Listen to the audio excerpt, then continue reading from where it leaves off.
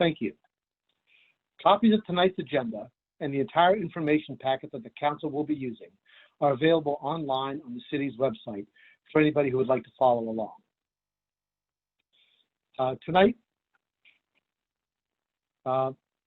we will have a special presentation after we do the approval of the minutes. We'll begin with the approval of the minutes. We have minutes from the Mayor and Common Council meeting of July 13th, 2020. Is there a motion to approve the minutes? Motion to approve. Been a motion from Mr. Dayhoff. Is there a second? Could I have a second, please? I'll second. Sorry. Thank you. Thank you, Mr. Yingling. It's been a motion by Mr. Dayhoff and a second by Mr. Yingling. All in favor of approving the minutes signify by saying aye. Aye. Aye. Those say nay. The ayes seem to have it, the ayes have it, and the minutes are approved. And now we'll begin. Our first item of business is a presentation, which is the quarterly progress report from the Mid-Atlantic Gigabit Innovation Collaboratory, often known as MAGIC here in Westminster. And for that, we have Mr. Graham Dodge, MAGIC's Executive Director. Mr. Dodge, thank you for joining us tonight. My pleasure. Thank you for having me once again. Can everyone see my screen now if I'm sharing it? Not yet. Oh, I see. Okay, hold on one second.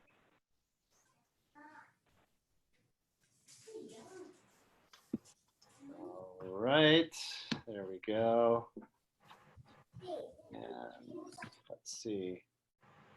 All right, can you all see my screen now?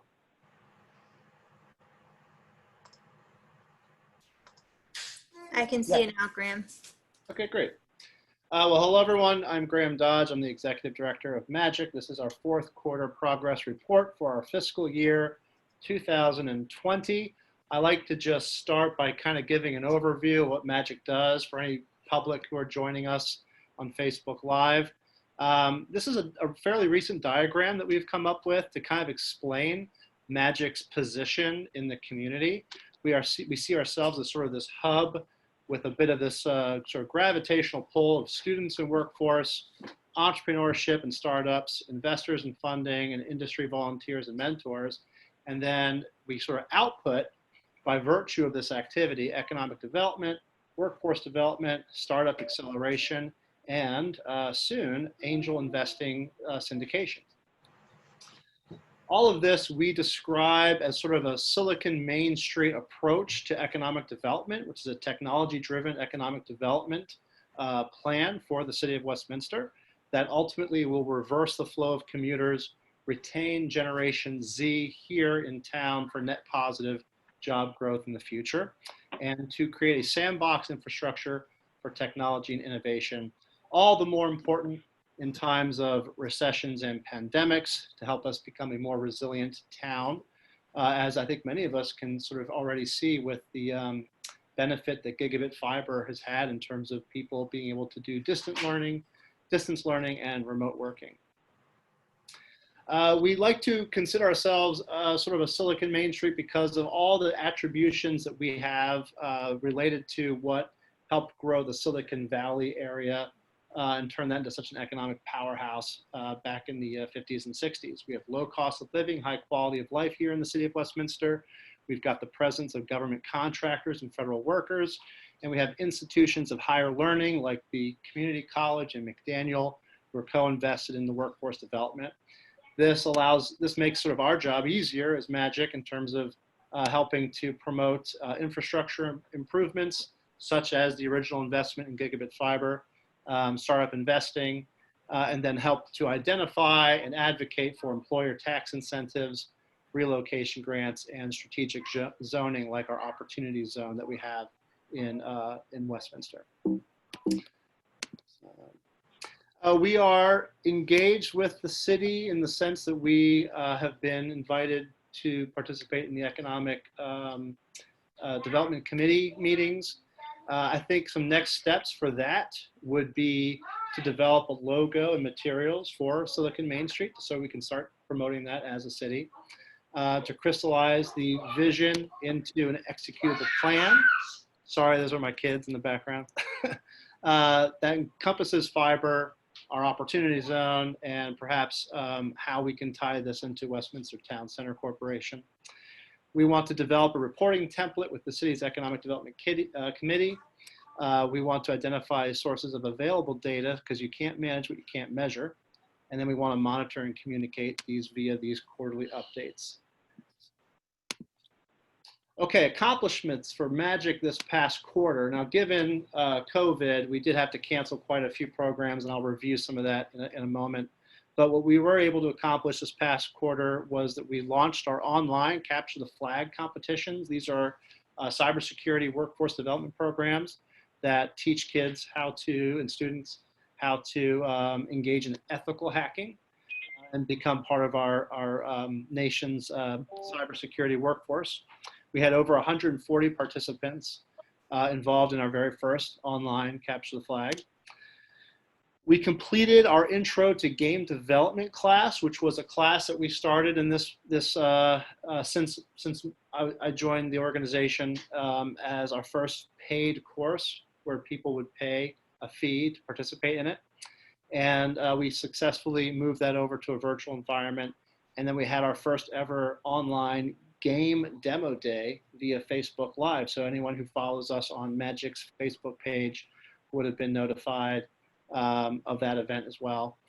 So that was a great event. We had 8 students graduate essentially through that program, and we now have a new intermediate class to offer those students, and we're offering the introduction class again this semester starting in August.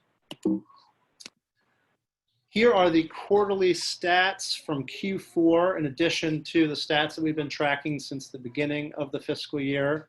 Number of sponsors participating in special events. We had 1. That was Ting, who sponsored our first online Capture the Flag competition. For a total of 38 for the year, 38 total sponsors. We had the amount of sponsor revenue received was $3,200. This included the online Capture the Flag as well as our new Maryland continuing education in computers course that we developed for teaching Maryland teachers how to teach cybersecurity and CTF competitions to their own students. Our grand total for sponsor revenue this year was $26,900.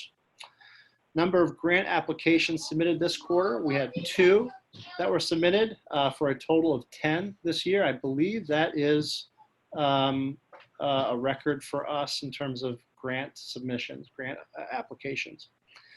A number of volunteers from venture capitalists, startups, and tech companies. This past quarter, we had 8 for a grand total of 41 engaged throughout the whole year. Jobs placed and facilitated within the city of Westminster. This past quarter, we had 2. Those were directly related to the development of our online Capture the Flag. So we actually created two positions, and we hired local developers to help us build that platform for a total of 41. Jobs placed and facilitated outside the city of, grand total of 7, jobs placed, facilitated outside the city of Westminster. There were 0 this quarter. And really we only had, there you go. Sorry, I can't control. But my daughter decides to do a raspberry on camera. You can't blame everything on your kids, Graham. Yeah, well, I guess that's true. So for a grand total of 1. So obviously we're focused more on developing jobs inside the city than we are outside the city. Number of conferences and events attended or hosted. These would have been virtual for Q4. We had 4 virtual events for a grand total of 22 throughout the year, virtual and or physical events that we attended. 2 of those, we promoted the gigabit fiber network and our crazy fast internet here in town this past quarter for a total of 9 events in which those were promoted. And then coverage in local and regional news publications, we had 3 this past quarter, including a mention in Yahoo Finance as it related to the Frederick Accelerator program that I'm teaching a cohort in, and Magic was mentioned in that article as well, for a total of 20 articles. Sorry. Heather? Okay, here we go. Losses and delays due to COVID. Capture the Flag, '09. This was planned for April. This was canceled outright. We also had to cancel our November Capture the Flag. But of course, we have since started doing these virtually. Our CTF for Teachers program, that's the MCCE grant that we were awarded. We had 3 events planned for May and June, but those were canceled. I also reviewed these last quarter, just so you guys know if some of this seems repetitive. We had our cybersecurity conference scheduled for May that has since been turned into a virtual, tentatively going to be a virtual conference in October. We had 2 other jobs that we were working on placing our network members into. Those were delayed because of COVID. Let's see, we had professional introductions that were delayed due to COVID for a hackathon winning team. We had a fundraising dinner event that was canceled, and our healthy gaming festival called Good Game, which would have launched this year in September at McDaniel's new student center, that has been pushed for 2021. So we're just going to go ahead and push that a whole year back. So what's ahead for next quarter? More virtual programs. We're sort of uniquely positioned, I think, in the community to offer some great virtual programming as a supplement to a lot of the distance learning and homeschooling that parents will be engaged in, students will be engaged in this coming quarter. We will hopefully launch our virtual accelerator program. We are launching our new big data bootcamp for students who want to learn Python and they want to learn data science. Again, these are going to be great tools, and even for adults who are looking to make a career change into a data science career. There's limited capacity in that course. So anyone who's watching this now should go ahead and register for that if you're interested. And then we continue to do our online Capture the Flag programs and game development courses, all lined up for August and September. We have received some grant notifications back. We applied for grants from the CalArt Foundation. That has been pushed to a September decision. We were approved by the Hill family. As in the Hill Development Group. They awarded us a 3-year grant for $25,000 a year. That was what we had also the previous 3 years. So we've gotten that again. We are being considered for a Trump Power grant, Trump Power Foundation grant of $15,000. We are in the process of being approved for a USDA grant to help create cybersecurity jobs in our region. And then also we applied for an ARP community grant, which we were rejected for. And this is also brand new, hot off the press news. We have elected a new board member. Her name is Jennifer Yang. She is the CEO of Inflection and of the Carol Biz Challenge finalist, Covalent Spirits. So we're excited to have Jennifer Yang joining our board of directors. And that is my quarterly report. Great, thanks very much. Are there any questions for Mr. Dodge? Mr. President. Mr. Yingling? Thanks, Graham, for all that information. This is very helpful. Congratulations on you said it was a 3-year, $25,000 commitment from the Hill Development Group. Was that right? 3 years? Yes, they don't have an official foundation, but it's from the Hill family.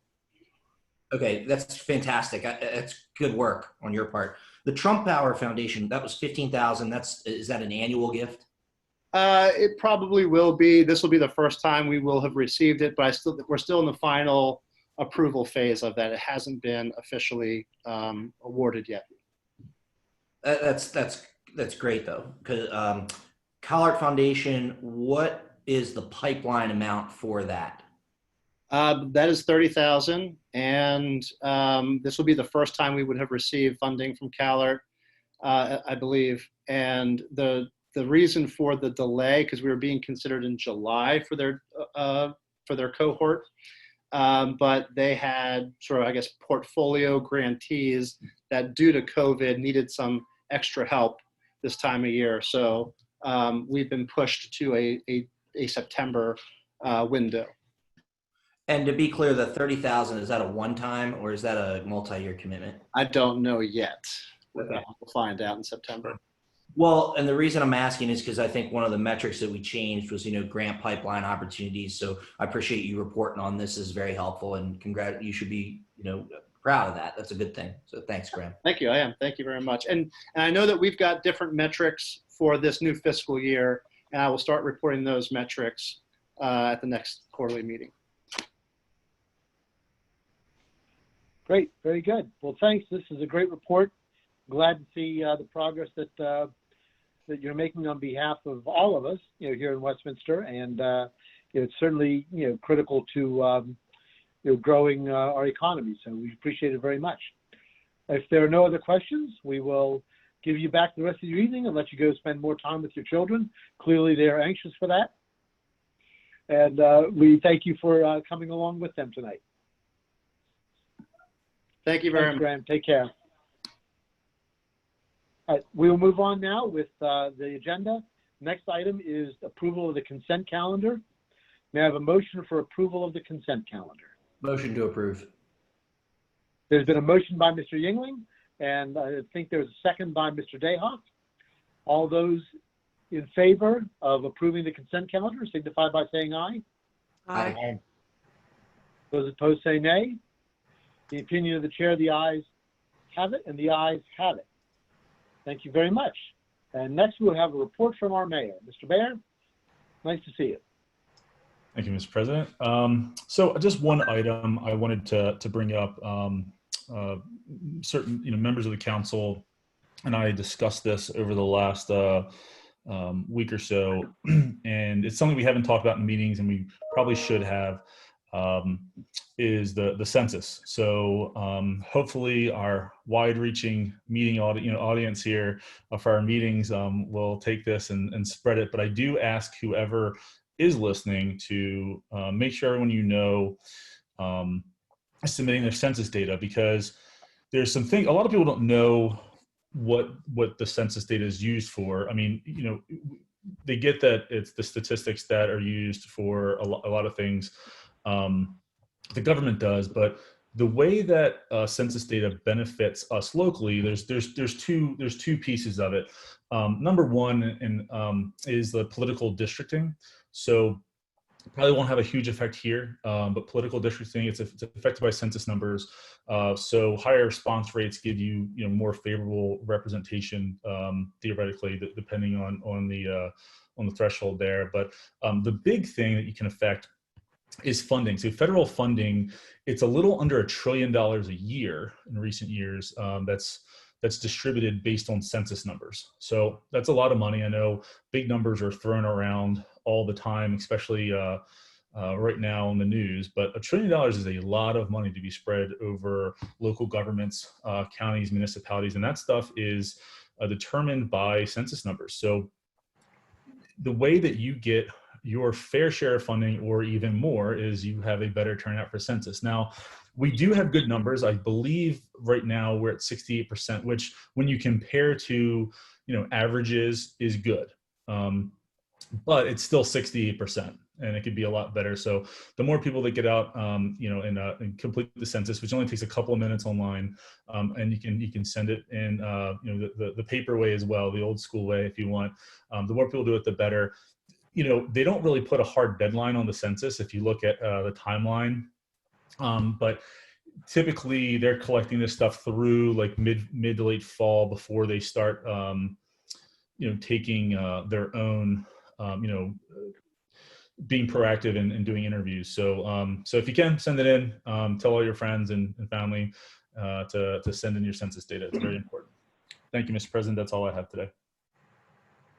Thank you, Mr. Mayor. And I'll just add to that I believe that the census takers are going to start visiting people soon, and we encourage people who they do come to visit not to chase them off your property if you haven't done your census, but please help them out, give them the information they need. And as the mayor said, our community will be better and stronger for it. And I just want to add that, people talk about redistricting, but it's not just congressional or state legislatures, but, we have commissioner districts here in Carroll County, and we want to make sure that Westminster is properly represented, in the county government as well. So, it's important at every level that we make sure that, the people of Westminster are counted. And it's in the Constitution. This is something that the U.S. Constitution requires to be done. So, I encourage all citizens to faithfully take the census. So that's great. So we will move on now to our COVID-19 pandemic update. We have one item for discussion, and Ms. Matthews, is that going to be you or Ms. Gruber? I can make some opening comments, but then I'll turn it over to Ms. Gruber. She and I were talking last week about what her timeline was for needing a decision regarding the status of this year's oyster stroll. And Ms. Gruber indicated that a decision should be made by August 1st. I imagine that many of the same issues cited by the Mayor and Common Council in your discussion of Fall Fest are likely applicable to the oyster stroll as well.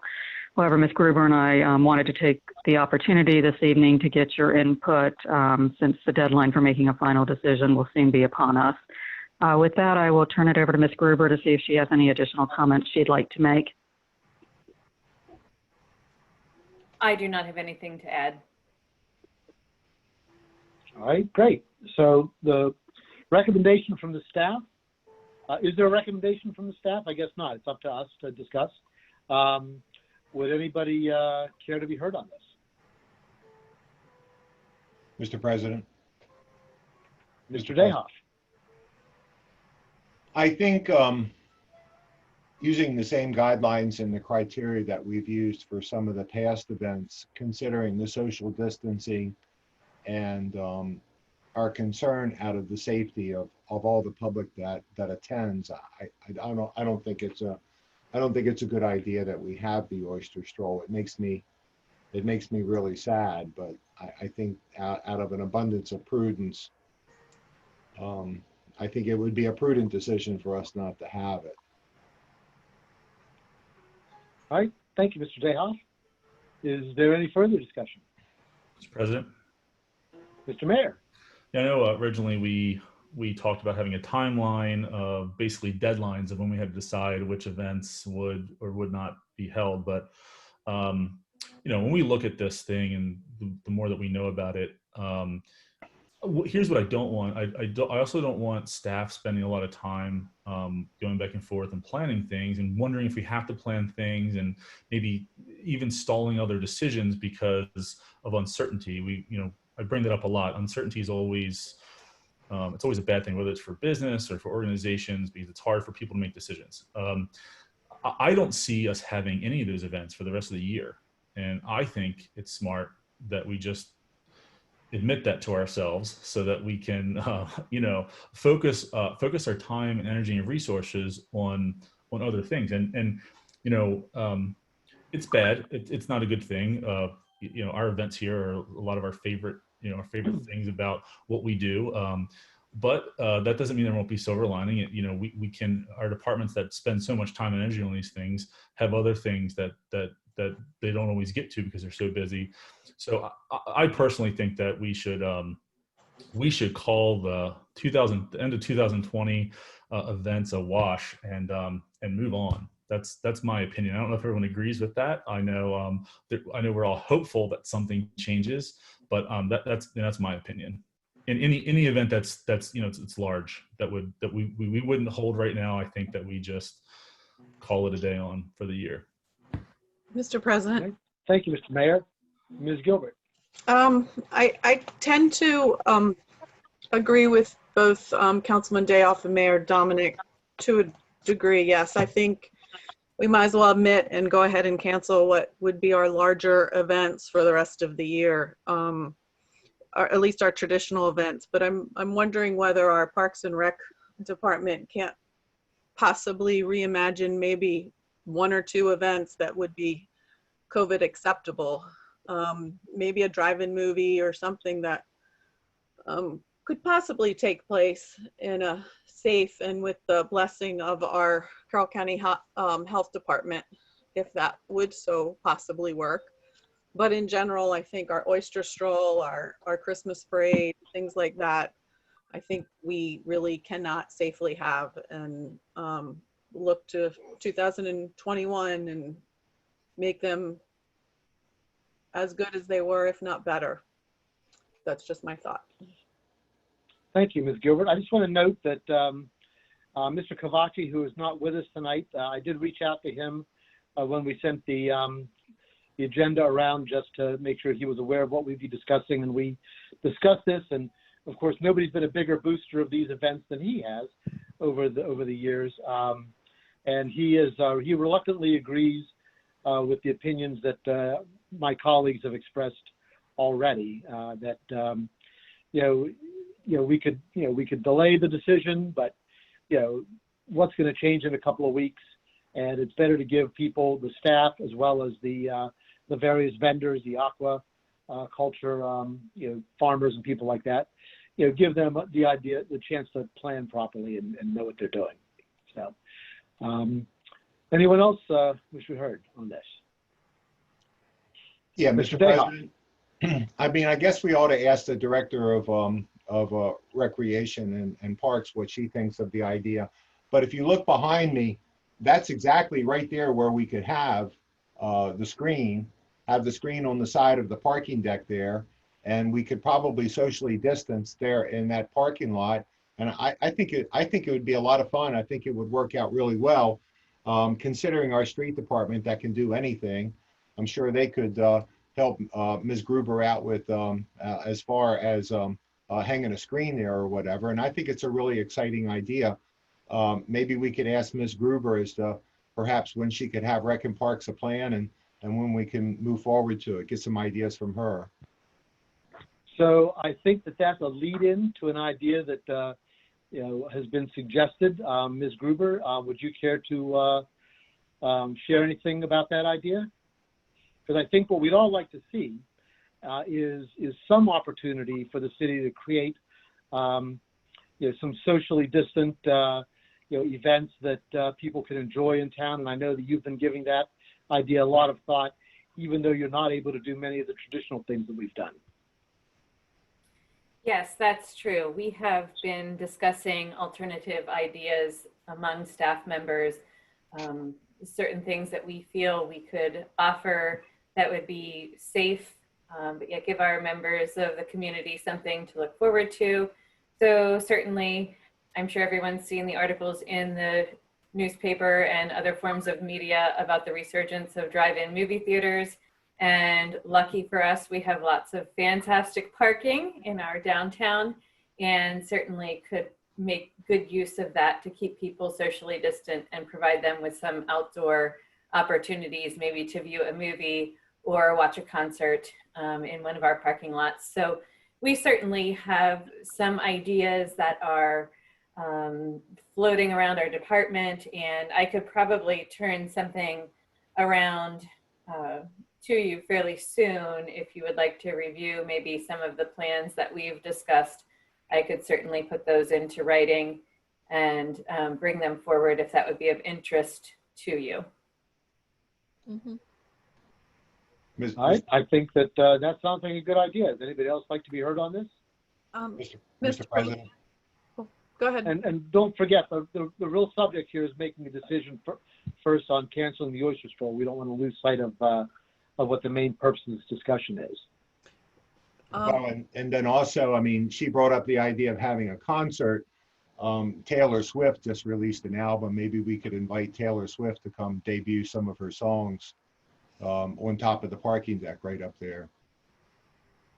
Just throwing out ideas. I mean, I'm here for it. All right. Thank you, Mr. Dayhoff. What was that? Okay. Ms. Gilbert, I believe you had something you wanted to say? Yeah. Before that Taylor Swift comment, I was checking to see if Ms. Gruber has, in her planning, has she checked, Ms. Gruber, have you checked with the health department yet, or have you just not gotten to that step yet? I certainly have, again, as I said, an ability to put a plan forward to the health department in fairly short order. And it's my impression that they are not technically an approving body of these events. However, they will review your plan, make sure that it's consistent with the guidelines that need to be followed, and then offer additional suggestions if they feel as though your plan for providing physical and social distancing does not cover everything that it needs to cover. All right, thank you. So let's dispose of the oyster stroll situation first, and then if we need to have any further discussion on other ideas, we can do that. But can I get a motion on the oyster stroll from somebody? I'll make a motion that we, All right, Ms. Gilbert. I make a motion we no longer go forward with the oyster stroll. Can I add in are we adding in the rest of the events for the year, or are we not? Well, you certainly can make that motion if you like. So far, we've been going one at a time, but I really don't see what's going to change between now and the end of the year. I think, we might be better off just making the call and, then moving on with some other ideas. Okay, so I'm going to make a motion that we no longer move forward with the traditional the final two events that we have this year, and have Ms. Gruber and her team come up with some maybe alternative COVID related, or maybe reimagine some nice COVID wait a minute, let me rephrase that. Reimagine some nice COVID friendly events that could possibly work for the rest of the year, and forward that information to us as council. All right, thank you. So if I can distill that down, Ms. Gilbert has moved that we cancel the oyster stroll and the other remaining events on our regular calendar for the rest of 2020, and that instead we encourage Ms. Gruber and her staff to suggest to us some events that could be done that are in keeping with the CDC guidelines for social distancing and all that sort of thing. Is there a second to that? I'll second it. And Mr. All right, President. thank you. Well, you got to just second it. Okay. You got to second it. I understand. We'll go to Mr. Dayoff, let me just move on. Let me just get this stated. Thank you. So there's been a motion from Ms. Gilbert and a second from Mr. Dayoff. Mr. Dayoff, did you want further recognition? Yes, sir. So that'll be all the events through the balance of the year. Yes, that's what we said. So that'll the regularly scheduled. That'll include the Miracle on Main Street. Yes, it would. Yeah, and that's pretty sad. But I mean, if I'm not mistaken, they've already canceled the Rose Parade. So yeah, I don't think we have any other choice. They have. I think it's a responsible decision. I go ahead and call the vote if that's okay with you. Is there anybody else wish to be heard? All right, hearing no one else, we'll go on to a vote. All those in favor signify by saying aye. Aye. Those opposed say nay. The impedance chair, the ayes have it. The ayes have it, and the motion is adopted. Thank you. So that disposes of Ms. Matthews, anything else under the COVID-19 update that we need to share with everybody? Nothing this evening, President Pecoraro, unless there's any questions from the mayor and common council for staff. All right, very good. Are there any questions? All right, thank you. Then we'll move on to reports from standing committees. And we will begin as they always do with the Arts Council. Mr. Dayoff. Yes, sir. Thank you very much. The Arts Council has reopened, and we're happy to hear that news. If I'm not mistaken, I believe I've heard that the renovations, the removal and replacement of the HVAC system is going well, and that's a good report for everyone. The current show in the Tevis Gallery is a relatively exciting show.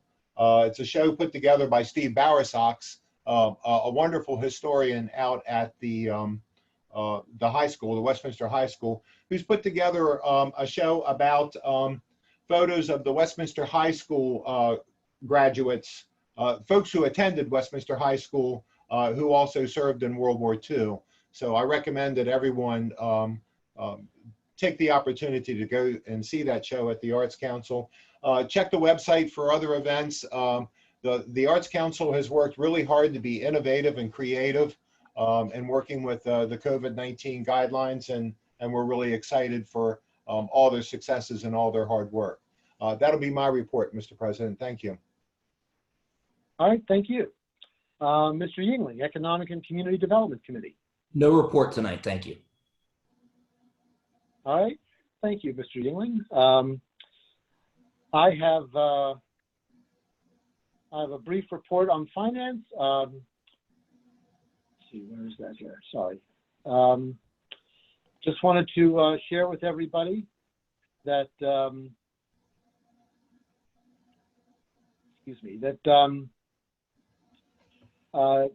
we are getting the recruitment underway for the new Deputy Chief of Police position that we have been discussing for some time. It's gone through a couple of committees, and the chief has requested the additional support, and we've all agreed that it would be a good idea. So that's moving forward. The position will be advertised both externally and internally, and we just wanted to make sure you all were aware of that before you saw it in the newspapers or wherever else it might come up. And we have interviews coming up for the finance director. We will keep you all posted on that, and we will make sure that the council has the chance, once we get down to the mayor having a candidate that he'd like to propose, we will make sure that the council has a chance to talk with that individual. If not in person, then perhaps by Zoom or something similar, but we'll make sure that happens before a vote is taken. Personnel Committee, Ms. Gilbert.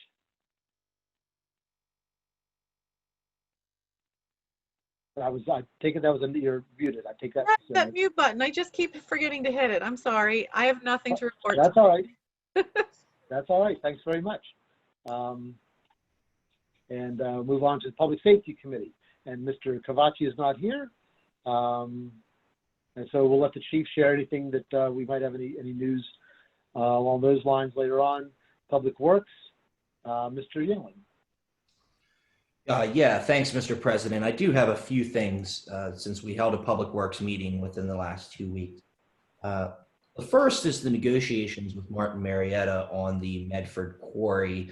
They're ongoing, so nothing necessarily new to report, but we obviously appreciate their partnership and the open dialogue on those negotiations. Just a reminder, that's to hopefully get a water allocation out of that pipeline that we have, but so that's ongoing.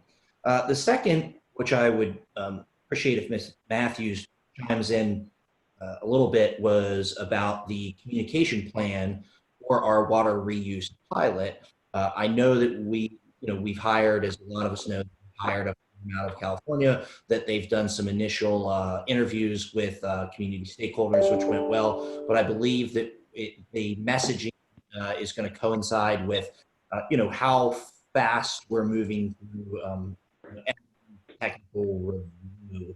And please correct me if I'm wrong, Ms. Matthews. Do you mind if I turn it to you to kind of elaborate on that briefly a little bit? No, I'd be happy to, Councilmember Yingling. In fact, I was going to provide an update later in the meeting. Mr. Glass and I are continuing to work with Katz and Associates, which is the firm out of California that we hired for the water reuse initiative. So the subject of our meeting last Wednesday was to discuss the communications plan for the city's water reuse initiative. We've gone through several drafts of that plan, working with Katz and Associates. As part of our discussion last Wednesday, July 22nd, Mr. Glass and I also discussed with Katz the draft outreach activities calendar. And this calendar is the mechanism that sort of sets forth a systematic approach and timeline of how we're going to raise awareness about water reuse in the community. So based on last Wednesday's discussion, Katz is going to be making some adjustments to the outreach activities calendar timeline, based particularly on Mr. Glass's feedback about how he saw things unfolding with the pilot project. During the call, we also discussed possible options for a quantitative piece of the communications plan, including a possible community survey. We discussed a number of options from focus groups to the survey, and Katz has started the process of sharing some follow-up information with Mr. Glass and myself on how other clients have handled this. So as soon as Mr. Glass and I get all the information from Katz and have had an opportunity to review it, we'll be holding a follow-up meeting with CATS to go over that information. So I feel like things are moving along well in terms of developing the communications plan.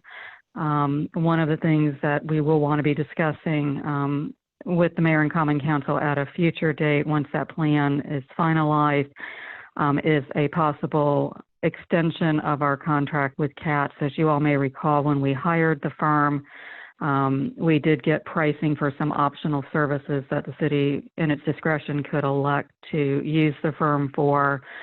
Given that we don't have any dedicated communication staff, I think that would make sense. But once again, we'll be bringing that recommendation forward at a future date.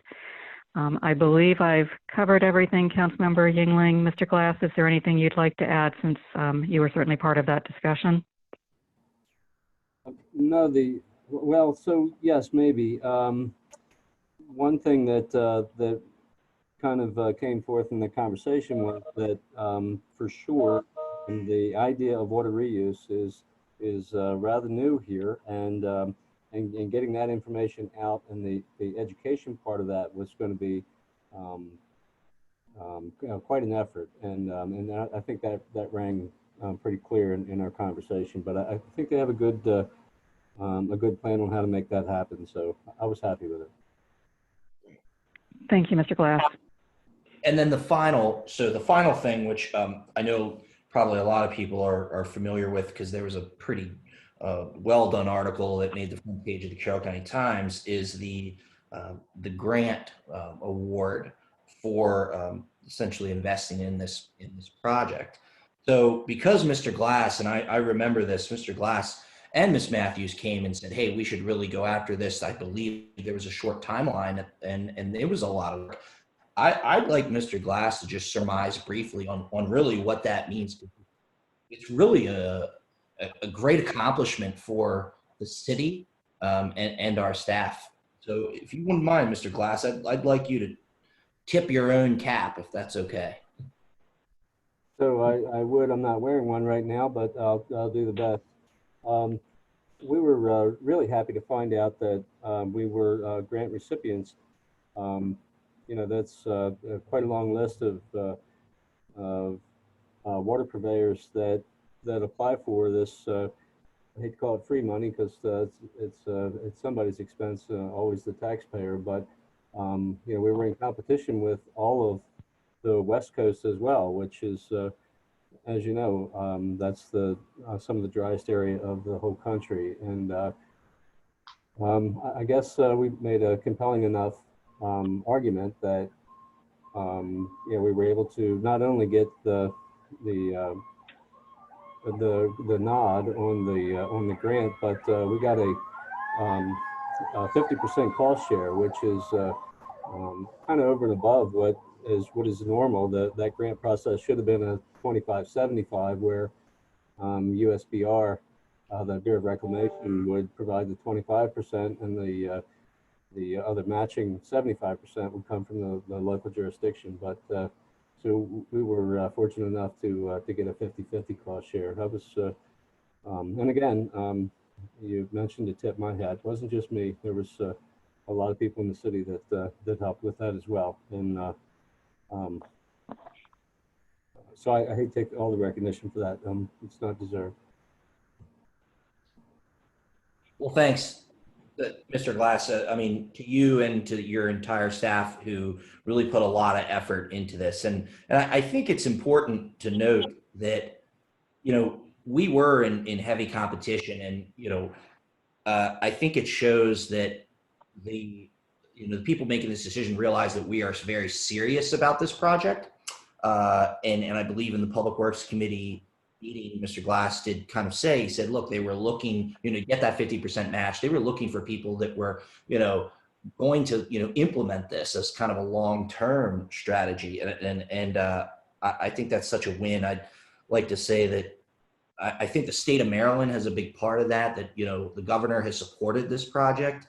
Maryland Department of the Environment has supported this project. They've been fantastic partners. And I think as a matter of policy, you know, going back to kind of what Mr. Glass and Ms. Matthews said is, you know, there's going to be discussions in the future of, hey, do we extend this contract? Do we invest more money in this? I think as a matter of policy, I would encourage, this council, as you have, over the last 3 years and prior councils, to continue to invest in this initiative as a matter of policy, because it's going to set us up for those the growth of our community.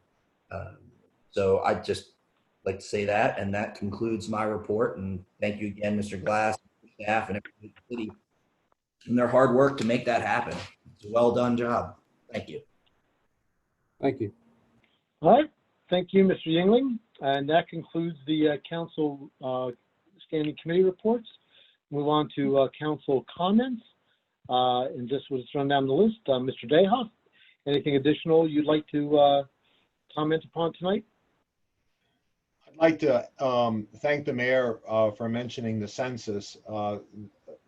There are a number of really important public policy issues involving the census, but one of the key ones that I focus upon is revenue distribution. It's all based upon numbers, and the more folks that we have register with the census, the better shape that we are in the city of Westminster as far as getting revenues to trickle down, not only from the federal government, but from the state government. So thanks to the mayor. We've got a really good team over in the county, Laura Russell and some other folks that are working hard on the census, and I super appreciate all their work. And I believe that's all my remarks, Mr. President. Thank you. Thank you, Mr. Dayhoff. Ms. Gilbert. You're still on mute. I flip my screens and then I forget to unmute myself. It's a thing, obviously, tonight. I'm going to piggyback on the idea of the census, and I thank the mayor for bringing that up also, and for Councilman Dayhoff. But I'm going to take it a little step further and comment on some of the other things that people may not even think that the census has an effect on, and that's things like our Head Start program, our Medicaid programs, our supplemental nutrition assistance programs. A lot of people know it as SNAP or food stamps. They also affect the funding we get for school lunches and things that you really wouldn't think are affected by something as simple as the census. So when you want to please take some time and fill it out, because it affects everything. It even affects people who look at the census results and wonder where to place, say, a Krispy Kreme donut or another restaurant, a chain restaurant. They'll look at the data and see if there's enough people living in that area, and that they will use that information to choose business locations. So there's so many things that the census affects. So please fill out the census. All right. Thank you. So there you go. All those folks who want friendlies to come back, you got to fill out the census form. Mr. Yingling, would you care to comment on anything tonight? No, thank you, Mr. President. All right, thank you. And I don't have anything either, so we will move on now to bids. We have one bid for approval, purchase of a replacement police vehicle, or replacement police vehicles. Oh, sorry. Chief Ledwell. Yes, good evening, Mayor and Council. Can you hear me? We can. Okay. In accordance with the Police Department's fleet purchase schedule, the purchase of 5 vehicles was approved in the FY21 capital budget. The total allocated within this budget is $166,678. Criswell Fleet Sales of Gaithersburg, Maryland has a 2020 Chevy Malibu LS sedan available under the Montgomery County pricing bid contract at a cost of $24,197.78 per vehicle. Criswell will provide the city with an additional discount of $3,519 for this in-stock vehicle, resulting in a final purchase price of $20,678.78.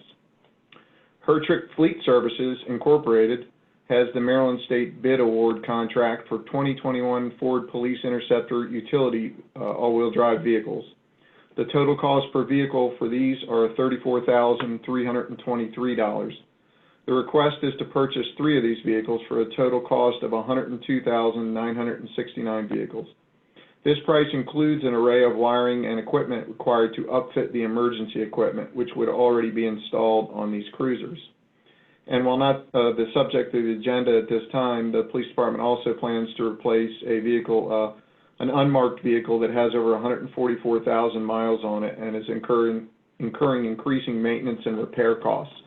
It would be replaced with a used vehicle of a similar style at an estimated cost of $20,000. So staff is recommending that the Common Council approve the purchase of 3 2021 Ford Police Interceptor all-wheel drive utility vehicles from Hertrich Fleet Services for $102,969 and 1 2020 Chevy Malibu from Quizwell Fleet Sales at $20,678.78, the total cost being $123,647.78. That's it. All right, thanks very much, Chief. May I have a motion? I make a motion to purchase the vehicles as the chief has just described. All right, is there a second? Yes, yes, sir. I'll be happy to second that motion. All right, thank you. So there's a motion to approve the bids by Ms. Gilbert, seconded by Mr. Dayhoff. Is there any additional discussion? Okay, hearing none, we'll move on to a vote. All those in favor of approving the bid signify by saying aye. Aye. Aye. Opposed, say nay. The opinion of the chair of the ayes seem to have it. The ayes have it, and the bids are approved. There you go, Chief. You can buy your vehicles. Thank you. Thank you. And we'll move on now to, let's see what's next. Unfinished business. There is no unfinished business of which I am aware. Unless anybody has any that they'd like to bring to our attention, we'll move on to new business. Under new business, we have 2 items. The first is approval of the Warner Construction Contract Change Order Number 8. Ms. Matthews. Thank you, President Pecoraro. As the Mayor and Common Council are aware, Warner Construction is the general contractor for the 45 West Main renovation project. Certain issues have arisen during the construction process that staff is recommending be addressed through the execution of change order number 8 to the contract between the city and Warner Construction. As noted in the staff report in your agenda packet, change order number 8 consists of several items. One of the requests that I've made of both GBA and Warner is that we try to compile as many items as we can, just so it helps the Mayor and Common Council hopefully to have a better sense of the financial picture on the project. So change order number 8 consists of 5 separate items. Reconfiguration of the relief air devices, a small credit for plumbing line changes, the addition of a drip pan in the server room, the installation of additional hydronic isolation valves, and an elevator emergency battery. I won't, in the interest of time, I won't go through each of those items, but certainly would be happy to answer any questions you have. Most of these items are the result of either unforeseen conditions or things that are required by code. The total cost of change order number 8 is $50,050.81. I did want to comment on the additional hydronic isolation valves, as that is almost the largest item that is included in this change order. It is of the amount is roughly over $28,000. And this item I did want to note for your benefit is not required by code, but is recommended by both the project architect and Mr. Glass, our Director of Public Works. The installation of the valves would minimize the impact of interruption to occupancy of the building when one of the HVAC zone units is being serviced, and certainly would be more cost effective in the long run. Staff did discuss this matter with the Mayor and members of the Common Council's Finance Committee at their meeting on July 16th, 2020, and the Mayor and the committee members did recommend approval of change order number 8 as presented. So I'd be happy to answer any questions that the Mayor and Common Council have about this matter. Thank you, Ms. Matthews. Just on behalf of the Finance Committee, let me add that we did have a thorough discussion of these items, and we recommended, as you will see in a moment, that we separate out an additional item that was discussed. We thought that it was our recommendation that the council not approve that item, but we wanted to make sure the council was aware of it so that everybody could be part of that decision. But we did go through the other items in change order 8, and after considerable discussion, agreed that each one of them was necessary and decided to recommend them to you all for your approval. So with that, we need a motion, and then we can have some discussion. If there is a motion from someone to approve. Motion for approval, the change orders that you just referenced. All right, thank you, Mr. Yingling. There's a motion from Mr. Yingling. Is there a second? I'll second.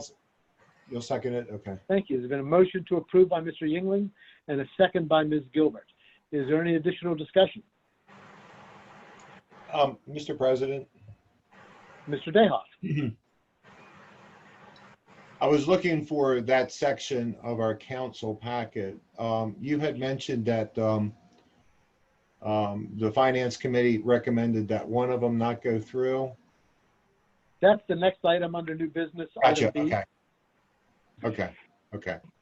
Staff So you separated it out on the agenda, but it was part of the entire package that we reviewed. Okay, so Finance Committee has reviewed it. The Director of Public Works has reviewed this, and everybody's good to go with this?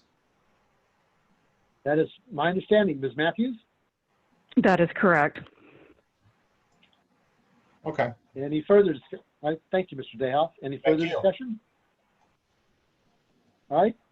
Mr. Yingling, did you have something? You look like you were about to, no? All right. All those in favor, unless anybody has anything else, we'll move on to a vote. All those in favor, please say aye. Aye. Those opposed say nay. Continue to chair, the ayes seem to have it, and the ayes have it. And the change order number 8 is approved. This takes us to item B, discussion of RFP 4. Ms. Matthews. Thank you, President Pecoraro. During the design phase of the 45 West Main renovation project, it was decided to omit cooling from the rear entrance stairwell as it is not required by code to cool the stairs. Introducing cooling warrants a specialized installation. So although the stairwell is not required to be fire rated for egress, the permit reviewer, which would be the permit reviewer at the county, did insist that this particular stairway be smoke rated. This requires any cooling unit to be isolated from the remainder of the building, warranting its own supply and return system fitted with controlled smoke dampers and sensors. RFP 4, which is the subject of this particular agenda item, provides for an additional rooftop condenser, associated equipment, and ductwork to supply cooling to the stairwell if desired by the city. The reason this issue is coming up now is that the mechanical engineer, who was part of the project design team under Gant Brunette Architects, raised this matter while reviewing the shop drawings from Warner Construction.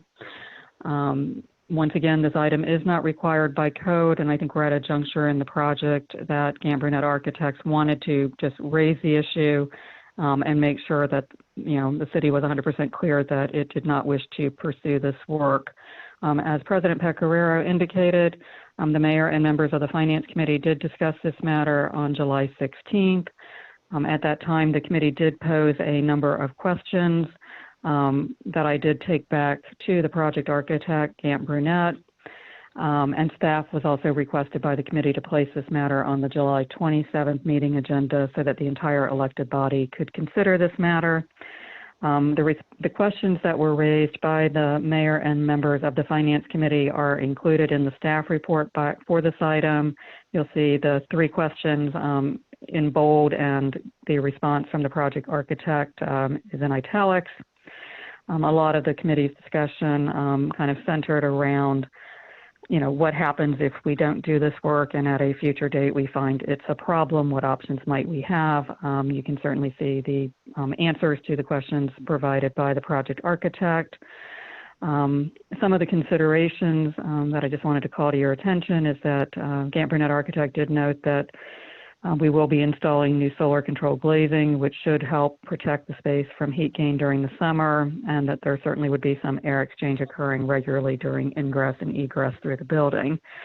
Having said that, I did want to note that Mr. Glass has expressed some concern about not accepting this RFP 4. He can certainly add to what I'm saying, but apparently there was a similar situation at 56 West Main, and that the city subsequently found that the conditions were unacceptable, and then the building owner, moved forward with installing air conditioning. If we were to find that there is a problem at a future date, certainly any future installation of a cooling system in the rear stairwell would be more costly than doing the work at this time. With that, I would, with your concurrence, President Picker, I would like to provide Mr. Glass with the opportunity to make any comments since his department is overall city facilities. Certainly, Mr. Glass. So what I wanted to put out there is to kind of reinforce what Barb said about the cost, if we don't do it now, will be much more later on than if we did do it now. It's not an inexpensive item, but there's a few things to keep in mind, I think. One of them is, of course, what the additional cost would be if it's decided to do it later. Barb brought up the understanding that the vestibule here at 56 was started out with an unconditioned space, exactly what is being discussed at the 45 building. And then that was quickly found to be unacceptable. I was over at the 56 building today and was kind of reminded of going in there as when it was a bank building many years ago, and how cool it was inside that the rear entrance to the bank. And the reason for that was, and I've got pictures of it on my phone, but it certainly was conditioned at that time. So the vents are still there. They're, of course, have been disconnected, but I really feel like this is, and I understand it's a lot more money than anybody wants to spend, but I think it is the right thing to do, is to install that air conditioning, heating and air conditioning both in that space at this time. So that's my opinion of it for what it's worth. All right.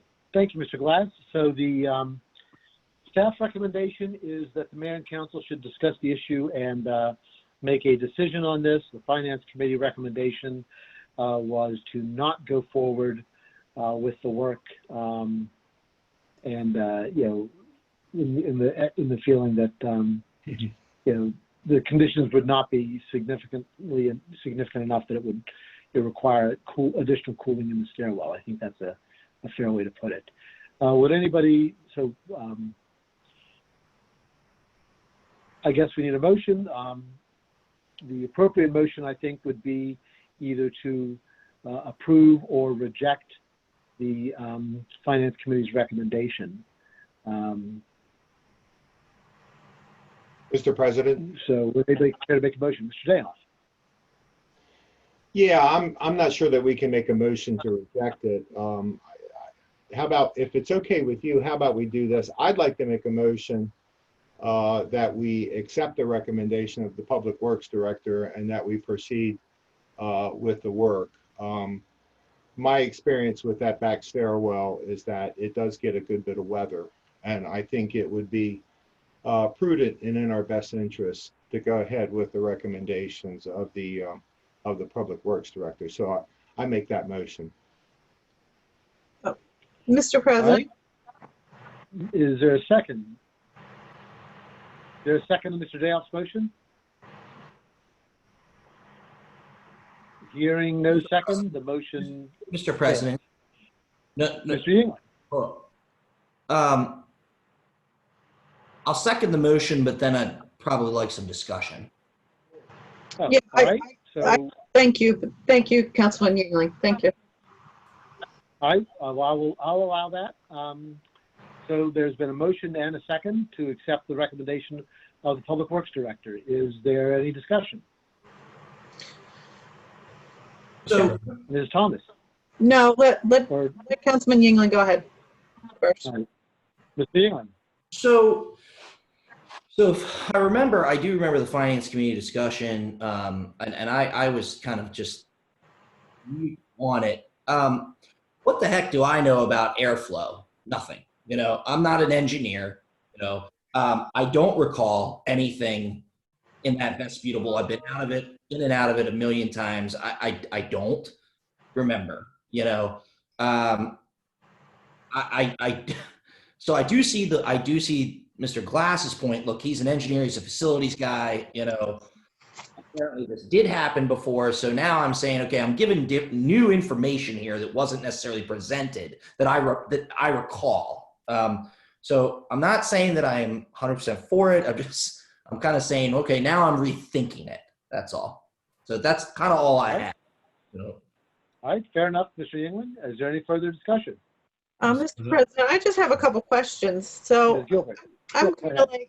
of like Councilman Yingling. I'm not the expert on the airflow, air conditioning, and the temperature of the stairwell and what that may affect, that effect may have on something. So my question is, one, what are we using the stairwell for other than going up and down from the first floor to the second floor or the first floor to the basement? Is it bordering anything that excessive heat would affect something? I'm sorry, I'm not seeing. I was in and out of that stairwell multiple times when it was a bank, and I can't say that what do you spend, 10 seconds from one floor to the next? I'm trying to figure out why you would want to heat it or cool it for the cost of the So I would refer you, $30. right, I would refer you to the answer in your packet. We asked that question, and the architect's answer was that the space would not get to the point where any equipment is at risk. It could just get a bit uncomfortable if left closed for prolonged periods of time during hot summer evenings.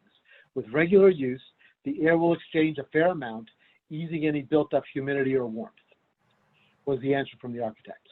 Okay, so then Mr. Glass, can you answer as to why possibly in the future this may be a problem that we would need to then invest in air conditioning? I'm just a little confused as to why we would need to do this if, one, they don't think it's an issue, and two, you only spend maybe 10 seconds going from first floor to the basement. So again, we're kind of back to my opinion. What will happen is there will be some activity through the back entrance, but that's going to be employees throughout the day. All the activity will be through the front doors because the employees parking is going to be in the back, and all foot traffic then for the building is going to be through the front. So when we have to keep that in mind when we think about the how much air exchange is going to take place.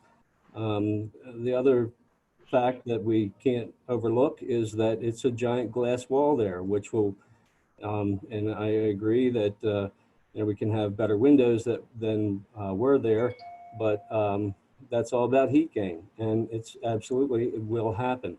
The other part is the humidity that air conditioning removes will not be occurring in that space either. So my point is, it's kind of like buying quality. If you do that, you will always be happy with it. And I think in this case, you'll find later that you'll be unhappy with it. And I think you'll spend more money later. I'm sure if it goes that direction, you'll spend probably twice that amount of money later to condition the space. And I think that's what will end up happening. Did Mr. Glass, am I wrong? Did they not at the bank have like some trees and some plants in there to help out with that humidity issue? Do I recall that? I might be totally wrong, but for some reason I thought there was kind of a planty area in there to keep that under control. So there was live plants in there when I was up to about 10 years of age, and then after that time they were all plastic. So that's been probably for the last 49 years that it's been plastic until recently. Well, I guess I just dated myself and you. Mr. President. All right. Thank you, Ms. Gilbert. Who was seeking recognition? Mr. President. Mr. Mayor. So I would just like to say that I think, when this came up in committee, I can speak definitely where I stood, which was I wasn't really strong in either direction on this. I don't think anyone in the committee really was hard for or against it. We asked a lot of questions, and one of the questions I asked that I thought was like, I wanted to figure out like really what is this space, right? Is this just an extension of the outside? If you're going to walk outside anyway and you're going through it, is it just an extension of the outside? And it's not entirely the case because you're using to get from first floor and second floor. Do I think if we don't do it, it's going to cause a lot of problems? No, I don't think it's going to cause really any problems. But then I also think about the time where my own business office lost air conditioning. We didn't have windows that opened, and it was 75 degrees outside, but it was 90 some degrees inside the office. And we didn't have any coating on the glass that I know of, but I think about that, and when you walk in, that like manufactured heat from the sun kind of like sucks the breath out of you a little bit. So I think back to that, and I will say that our public works director, Mr. Glass here, practiced his argument because it was a little stronger this time. It was a little more compelling for me than it was when we talked about it in committee. So, he's got us talking about it. It looks like we're all thinking about it a little bit. Now, I will say that I'm willing to bet Councilman Kavachi would have some things to say here. So I don't know how exactly we want to proceed, but I am not strong in either direction here. I just want to, I think there are pros and cons to either, honestly. Not that I have a vote. Thank you, Mr. Mayor. Right. Well, but your opinion is important, Mr. Mayor, and thank you for that. So I would like to. I did mention this to Mr. Kavachi when I discussed the agenda with him, and he, he's of course unable to study this in detail and hear the discussion. But he did say that he always likes to have everybody remember that he's interested in holding the cost down on this project as much as possible. And so we will just take that viewpoint for Mr. Kavachi is, he'd always be conscious about this. I would just say that, when we had this discussion, I think that the concern was that, we were adding up a number of different items that we thought were things that we absolutely had to do, and this is one the committee thought it could cut, and so we made that recommendation. I don't think anybody felt strongly about it, but that we always wanted to defer on the side of or err on the side of trying to save some money if we could, but recognize the value of Mr. Glass's arguments as well. Anyone else wish to be heard on this? Mr. President. So the motion, Mr. Dayoff. I guess I'd like to see us go ahead and do this. I think it'll save us some money in the long run. However, is there any consideration out of respect for Councilman Kavachi? Could we wait? Do you want to wait 2 weeks and make a decision then? I don't think that's necessary. I think Mr. Kavachi is aware of the discussion, and sometimes you miss meetings.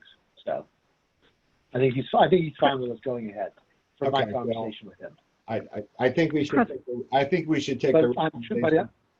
I think we should take the. I'm sure he would appreciate your trying to do that for him. President Pecoraro, may I just make one comment? Ms. Matthews. Thank you. I did want to this was in the staff memo, but I don't believe I mentioned it in my opening comments. We do not yet have final pricing on this item.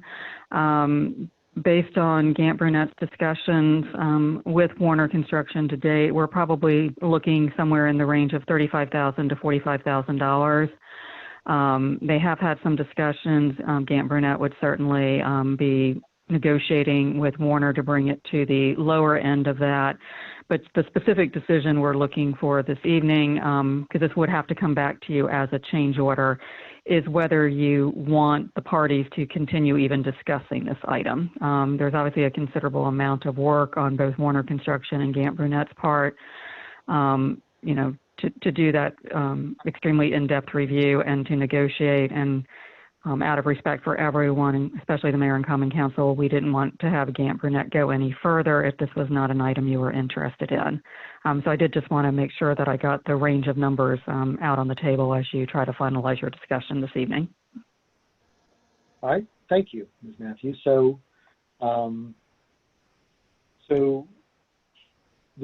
I guess the motion then would be to approve proceeding with these discussions as opposed to final approval of the item, if that's how I understand what Ms. Matthews has just said to us. With that in mind, Mr. Dayhoff. Or we could, and I guess I was looking at the pricing. It's on page 168. I guess I was looking at the pricing when I made the motion that I did. The motion could read that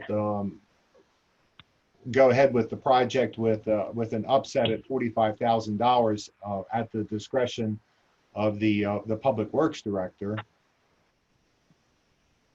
and then we're finished with it. It's up to you, Mr. President. So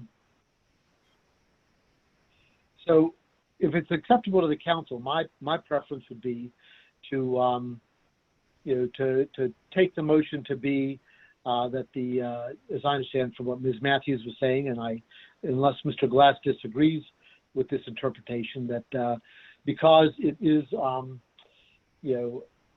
what we're doing is we're looking for this is just RFP pricing. We're looking to figure out what we're going to do with it, what the ultimate pricing will be, that we proceed with the pricing, and if it's in that range, I guess it's no problem, and if it winds up being higher than that, then the council will have to have some more discussion about it. Does that sound right to you, Ms. Matthews and Mr. Glass? I think that's correct. I think at this juncture, we just need your direction that we should continue pursuing final pricing on this RFP, and it would certainly not be problematic for us to bring it back to you as a formal change order. And I think both Warner and Gant Brunette are expecting that that's what will happen. Okay, very good. And that's Sure. That's my sense of the motion. So all those in favor of allowing the staff to proceed with the work on developing the final pricing, signify by saying aye. Aye. Those opposed say nay. Nay. In the opinion of the chair, the ayes seem, one nay.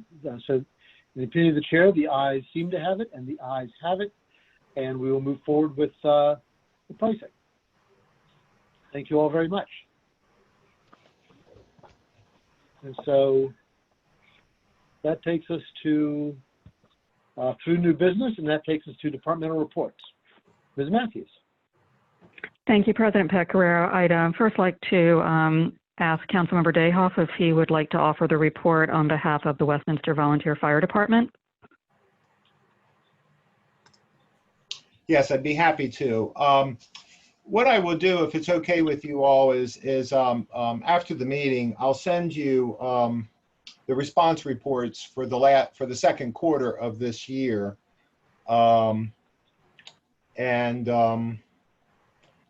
we can just quickly review the month of June. And in the month of June, there were 498 calls for service.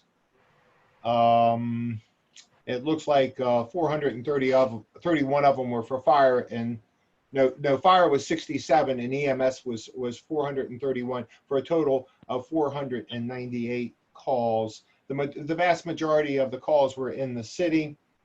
The one number that we're always concerned about is the number of overlapping calls, and 54% of all of the time we had overlapping calls. In other words, 270 of the department's calls were overlapping, which means that those were calls in which we had to bring in units from Pleasant Valley or New Windsor or Reese because we had so many calls coming in at the same time.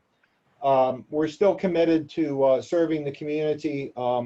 with respect to the precautions of the COVID-19 guidelines. Locally, the calls for overdoses, they don't seem to be decreasing. They continue to be problematic, and they continue to be costly and difficult.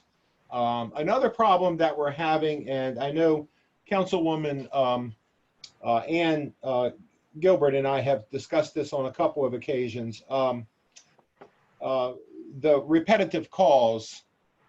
We have a number of individuals that call the fire department almost every other day, and this is very expensive for the community. I don't think the idea of having an emergency service was for folks to have a concierge medical service for some individuals at taxpayers' expense. At the 2019 Maryland Municipal League Conference, Councilwoman Gilbert and I took a look at a program. In this specific case, it was presented by Salisbury, of some sort of an oversight or an intervention program. And maybe we need to start again to take a look at that. The numbers are staggering as to how many repeat calls a couple of individuals in our community. And I think that's a good opportunity for folks to go out and visit, and let's sort of kind of see what's happening in that household. And maybe that's something we can discuss with Robert McCoy. The commissioners announced on July the 1st that Mr. McCoy will be the new Director of Fire and EMS Medical Services. So we look forward to working with him. He started his role on July the 9th, and we'd like to give him a warm welcome, and we look forward to working with him. And I'll attach the press release on my report for that. And then finally, we've been working really hard at having the big money raffle. We're going to have that virtual this coming Thursday. The Community Media Center has been an enormous help with the video production of the event. It'll be simulcast on the Westminster Fire Department Facebook Live, the Community Media Center YouTube, and the Community Media Center website. And I'd like to add that it's this has been a very involved project, and working with the professionals at the Community Media Center has just simply been wonderful, and we're very fortunate to have those in our community. If there's any questions, I'll be happy to entertain any questions, but that'll be my report on the Westminster Fire Department. Thank you, Mr. President. All right, thank you. Ms. Matthews, you want to continue? Yes, thank you, President Pecoraro. I wanted to share with the Mayor and Common Council that things are moving ahead on the CDA bond issuance for our pool improvements. On July 23rd, the CDA held its due diligence call with the investment bankers and also published the investment circular, often referred to as the preliminary official statement. So now the CDA is now officially in the marketing period for the bond sale. All told, there are 7 local government participants in the upcoming, what is referred to as 2020 Series A issuance. There are an aggregate loan request totaling almost $28 million to fund 9 distinct projects by those 7 local government participants. Some of the projects involve new money, such as ours. Some are planning to refinance existing debt. The CDA is slated to price the 2020 A bond issue on or around August 4th, 2020, and to close the transaction on August 20th. According to our contact at the CDA, the market tone remains positive, so hopefully we'll see very competitive and favorable interest rates when we close on the transaction on August 20th. Also this evening, as the Mayor and Common Council are aware, Ms. Childs, our Director of Human Resources, will be wrapping up her full-time employment as our Director of Human Resources next Monday, August 3rd. As you all are aware, she has graciously agreed to help out the city on a part-time basis past this date in order to wrap up certain projects and also to lay the groundwork so that her successor has an easier time. While we will be formally recognizing Ms. Childs and her many contributions to our organization at a future Mayor and Common Council meeting, I wanted to take this opportunity to publicly thank her this evening for her almost 29 years of service to the City of Westminster as she begins the transition to her well-deserved retirement. So thank you, Darlene, for everything you've done for our organization and for the city. With that, I would like to actually turn it over to Ms. Childs for her report this evening. Good evening, and thank you, Barb. I have nothing new to report tonight. It's business as usual. We're very busy. We have a lot of new hires, and we're just trying to keep up. And that's it. Thank you, Ms. Childs. Mr. Davidson. Evening, Mayor and Council. I have nothing new to report tonight. Thank you. Okay. Mr. Depot. Sorry about that. Not much. There's a tax credit application tentatively scheduled for the HTC this upcoming month. There's nothing on the BZA agenda. The Planning and Zoning Commission, tentatively, we're looking at the Commerce Center development plan along with the Royal Farm site plan. And outside of that, just an update on the East Middle School project. We are still attending meetings. Andrea Gerhard with my office, it's every 2 weeks. They are now getting into the actual layout. So it's getting a little bit more exciting, I guess, for planning staff, not just curriculum and how many tennis balls do we need. It's getting into layout information. And they had a virtual meeting, which is interesting. They broke it up in groups, and these groups put together their proposals for layouts. They did provide that, and I will forward that to the mayor and common council. And they are just continuing the meetings on and finalizing which layout they want. And we'll just keep informing you as that's going forward as they progress. And that completes my report. If you have any questions. Okay. Mr. Glass, our Director of Public Works. No report this evening. Thank you. Okay. Ms. Gruber. Just a couple of quick items to report in on. We obviously reopened the Family Fitness Center on June 22nd. And to give you a bit of an update, for those 9 days that we were open in June, we had 302 membership scans come through our door. In addition to that, we had approximately 300 people participate in group fitness classes over those 9 days. So we were seeing about 34 people in the door for group fitness, and one of our studios was closed for construction. So we have seen a positive response, and we feel like we are managing people's health concerns fairly well as we continue to be very attentive to the cleanliness and sanitizing guidelines that we've put in place to keep equipment and the facility as a whole clean. Also, in reference to our earlier discussion under some innovative things that we can do to keep our community engaged, we have been conducting drive-through craft activities. We were able to conduct 3 of these during the month of June. We didn't start at the beginning of June, so we did 1 a week starting June 16th through the end of the month. And during that time, we served over 300 families with those activities. And we have received some positive remarks through social media and just in person as we are interacting with our public in a safe manner. So that concludes my report, unless there's any questions. Okay, if there's no questions, we'll move on to Ms. Valancisi.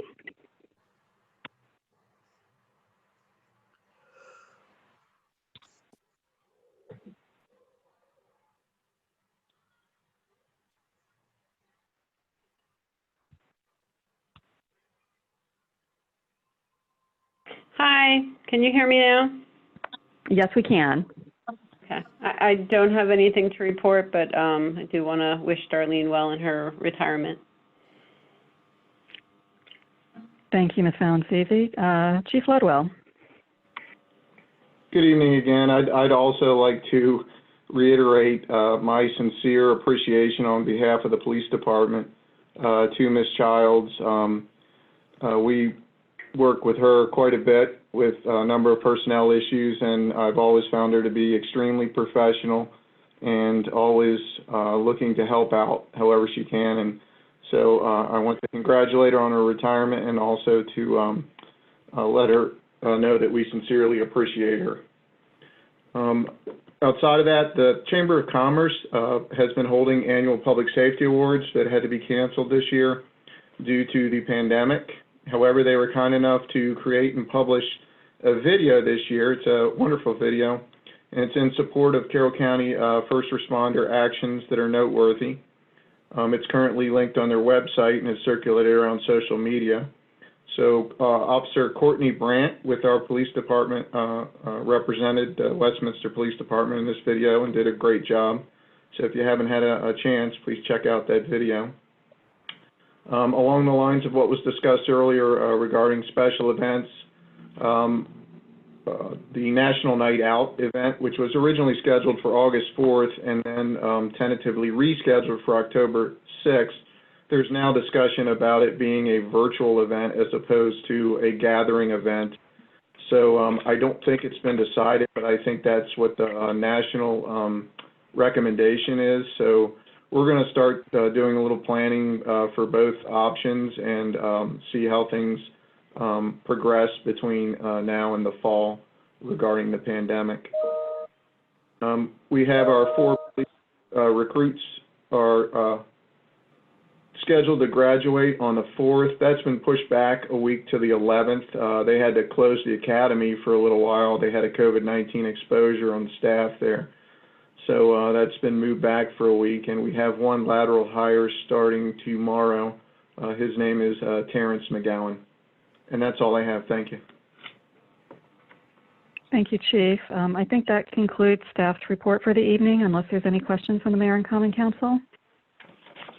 Are there any questions for Ms. Matthews or the rest of the staff? All right, well then, hearing none, let me just say before we move on to the next agenda item that, I think that perhaps other than Mr. Glass, I have worked with Ms. Childs and had that pleasure for more years than anybody else, at least on this call, and perhaps more than most people who are still working for the city. And I go back to her days when she was in the finance department, and it's always been an absolute pleasure to work with her. She has been a person of great integrity in this role, and I remember when we thrusted upon her some time ago, and she took on the task willingly and cheerfully, and she has certainly grown into the role over the years that she has had it, and we certainly all miss her very much. So with that, let's move on to the final item on our agenda, which is citizen comments. And this is when we invite the public to address the mayor and council on any issues that pertain to tonight's agenda or any other city issues. Unfortunately, it's difficult to allow live comments during the video, during these meetings these days. In the meantime, what we like to do is we invite the public to send written comments to our city clerk at comments@westgov.com. And when we receive those comments, I will read the comments online that we have received so that everybody can hear them, and they will be part of the public record. We have no comments tonight, and so that will conclude our agenda. And without objection, we are adjourned, and I encourage everybody to stay safe and healthy, and we will see you next time. Thanks very much. Thanks. Thank you. Night.